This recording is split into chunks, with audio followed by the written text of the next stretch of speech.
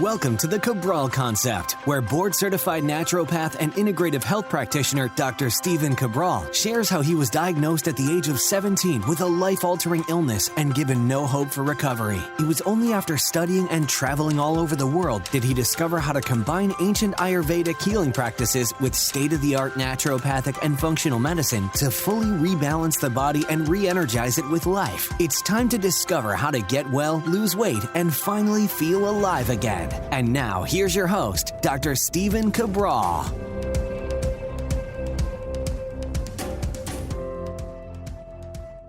Welcome back, everyone. Can't wait to join you here today on this Cabral Concept. This is episode 2407, stephencabral.com/2407. I'm going to be linking up research for you here today if you want to check that out, as well as the top 3 takeaways from the show, which we put every single day on each podcast. What I want to go over today, though, are the root causes for autoimmune diseases. So it might be something like lupus or psoriasis or Hashimoto's or rheumatoid arthritis.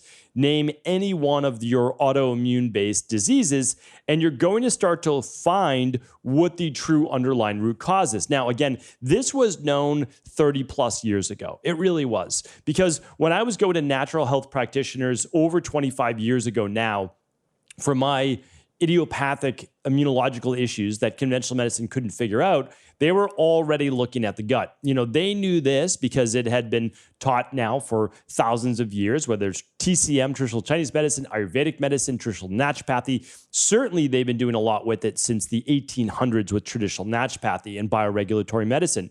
But the truth is that things are always known first in natural health as to what works, again, with all herbs and with minerals and vitamins, etc. And at first, conventional medicine always laughs at these things. So, for example, you would have literally been laughed out, because I was, of doctors' offices and dismissed if you would ever say that your gut or leaky gut or intestinal permeability had anything to do with autoimmune issues. And that's not the only thing, of course, that I'll be talking about here today, because there's some science that I want to share with you on environmental-based issues as well. So the thing is, do understand whatever is laughed at today, if there is efficacy in Ayurvedic medicine, meaning they've talked about it in Ayurvedic medicine, they've talked about it in other forms of medicine, most likely you're going to see it come true in the future. You're just going to see it with a more modern day twist on it. And that's totally fine as well. I like to be able to back up the best of ancient based wisdom with state-of-the-art lab testing and state-of-the-art medicine as well. So again, I'm all for both. I really am. I mean, the whole thing about the Integrative Health Practitioner Institute is we integrate everything, right? We're not practicing conventional medicine. We're practicing natural health as health coaches, natural health practitioners, etc. But do keep in mind, we're using the state-of-the-art science. There's no doubt about that at all. All right, so let's get right into it. The article is actually, the study was done out of the Department of Pathology. Pathology is basically the study of disease. And it was done at the University of Texas Medical Branch at Galveston, Texas in the US. And this is published in Frontiers in Immunology. So this is their immunological essentially journal. And so I'm going to link this up for you. Again, 2407 is today's show, stephencabral.com/2407. And before we it's a really short excerpt that I'm going to give you, and then I'm going to link the full article. I'm holding up my buddy Walter here.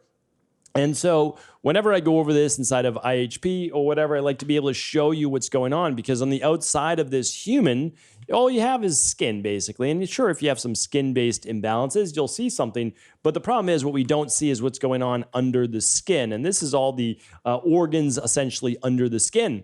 And so I want you to be able to look at all of this hidden material of what makes us run under the skin that you can't see, and that is actually where the disease is manifesting. Okay, so let's get right into it. All right, so again, I'll link it up. It's called Environmental Exposures and Autoimmune Diseases: Contribution of Gut Microbiome. So right there in the title, what are they sharing with us? Something's going on from the environment, and there's a connection to the gut. Okay, let's check it out. It's called, well, again, I'll go through that. The excerpt says this: environmental agents have been gaining more attention in recent years for their role in the pathogenesis of autoimmune diseases.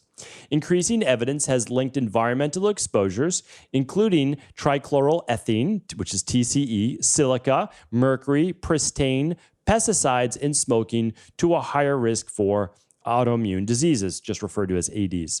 However, potential mechanisms by these environmental agents contribute to the disease pathogenesis remains largely unknown. Dysbiosis of the gut microbiome is another important environmental factor that has been linked to the onset of different autoimmune diseases. Altered microbiota composition is associated with impaired intestinal barrier function and dysregulation of mucosal immune system. But it is unclear if gut dysbiosis is a causal factor or an outcome of autoimmune disease. In this review article, we describe the recent epidemiological and mechanistic evidences linking environmental occupational exposures with various autoimmune diseases. Secondly, we discuss how changes in the gut microbiome composition, which is dysbiosis, could contribute to disease pathogenesis, especially in response to environmental chemicals. All right, so now let me translate that into English. And what I want to share with you is this, basically line by line. They say that there are things that could set off the immune system, creating disease pathology. Okay, so let's go back to pathogenesis.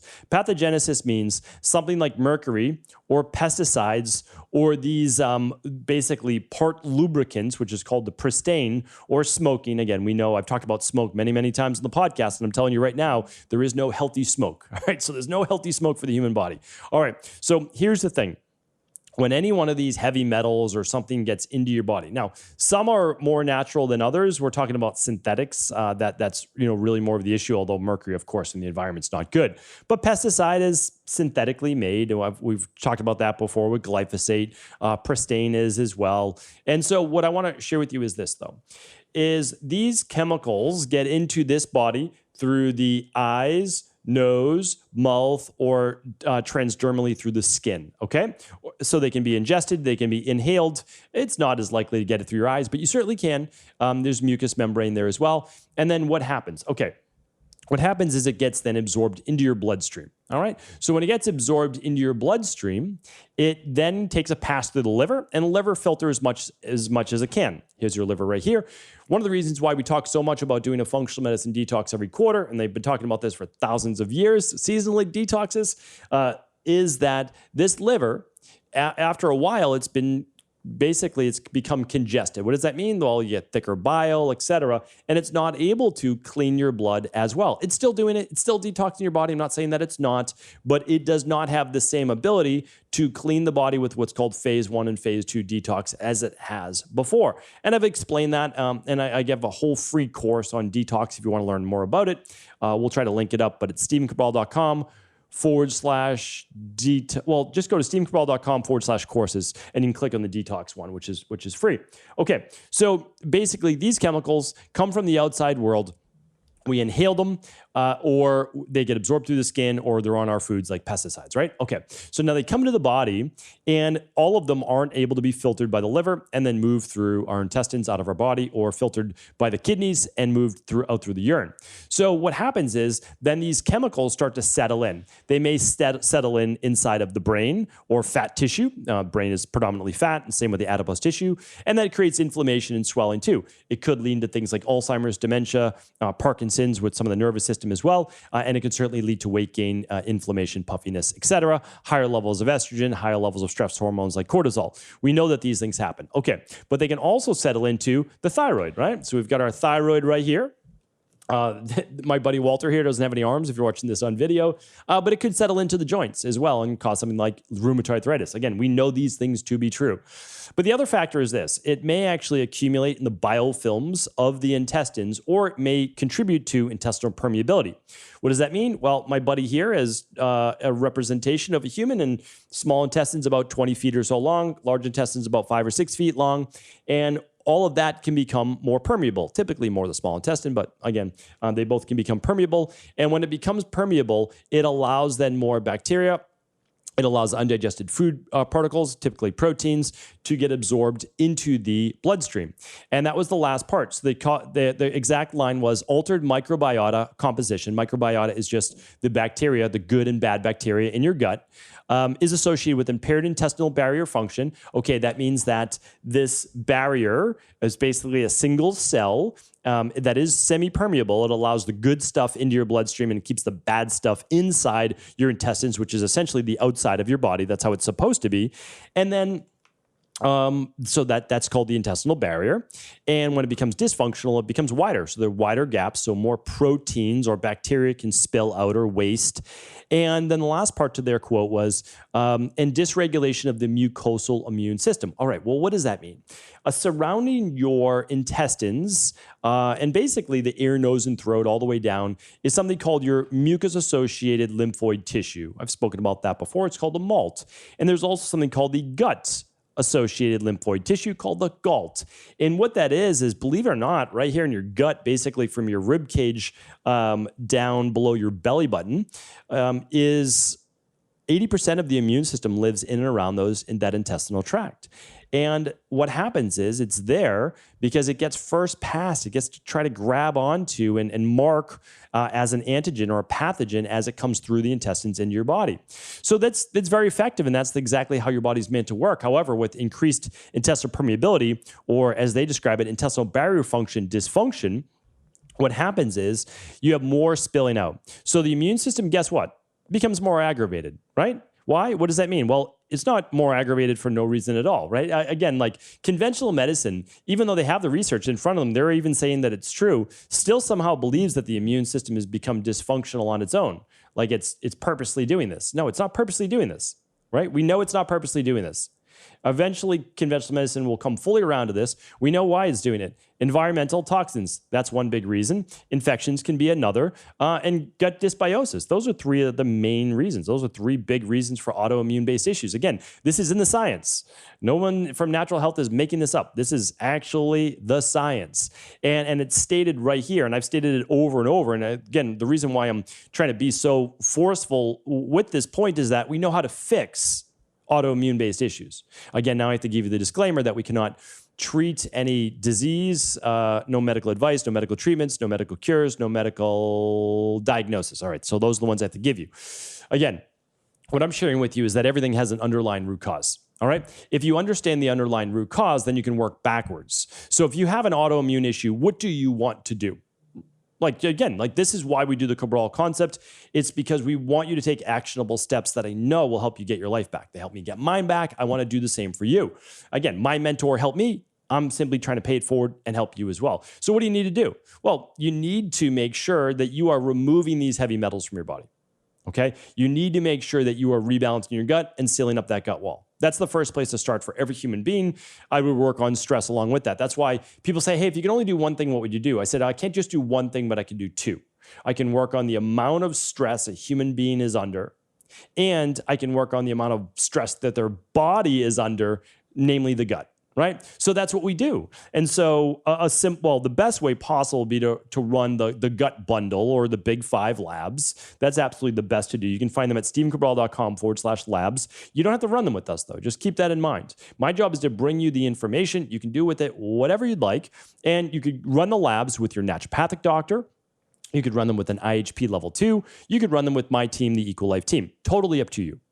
But I just want you to know the information is available to you. You can do the bacteria and parasite stool test. That's the #1 lab to assess H. pylori, parasites, bacteria, and it does a decent job at finding yeast. A better lab for finding the candida is the Candida metabolic and vitamins test. Now, for food sensitivities, it's the IgG food sensitivity test. That's called the gut bundle. And you can find that at stephencabral.com/labs. And again, you can choose who you would like to run that with. Let's say you don't want to do those things. Okay, I understand.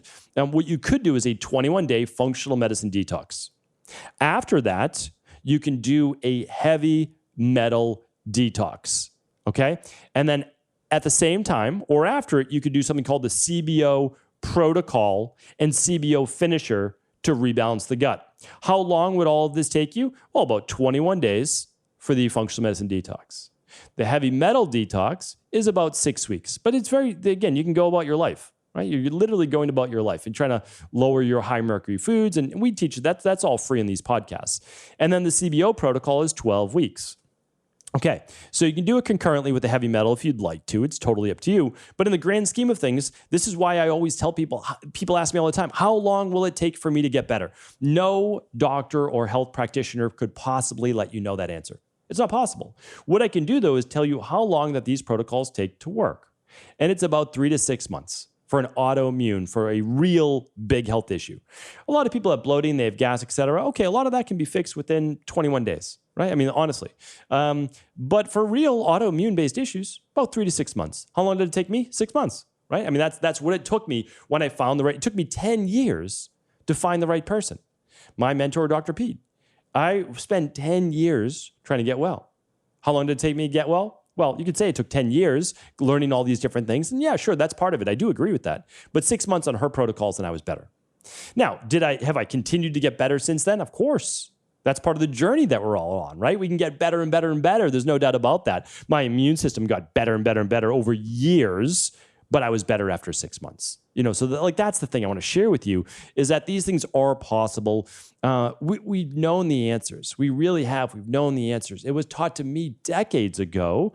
And now finally conventional medicine saying, we weren't wrong. We're not saying we're wrong, but okay, yeah, this is proven to be true. All right. So I just want you to have the information. You need to remove the heavy metals. You need to be doing things in overall lifestyle, not to be exposed by these things to the best of your ability. And I have, again, lots of podcasts on that.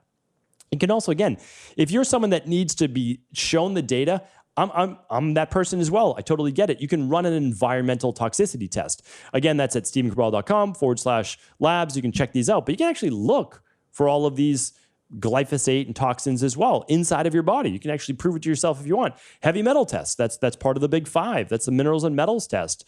So again, all these things are available to you. They really are. I truly want the best for you. I want the best for your family. And I know there's a lot of people suffering from autoimmune issues. Well over 60 million people just in the United States alone. We have the answers. We're able to help. And so again, just reach out, let us know how we can help. And that's it. So I just want to share this with you here today. Hopefully it's been helpful, really simple, really straightforward. It doesn't mean it's easy, but the answers are out there. So if the show is helpful, please do feel free to share it with anyone you believe it could serve. Take care, everyone. Ever wonder what the best sauna, blue blockers, sleep trackers, wake lights, salt lamps, or other health gadgets are? Or what about the top non-toxic mattresses, sheets, soaps, bath products, toothpaste, and cookware? Or would you like to know the cleanest choices for hemp parts, meal delivery services, supplements, and much more? I personally curated, researched, and now created a resource page of all of my top picks that continues to grow each week. These are the exact products I use in my own life, with my family, in my private practice, and they're the ones I trust. To find out all of my up-to-date recommendations and all the details, simply head on over to stephencabral.com/resources.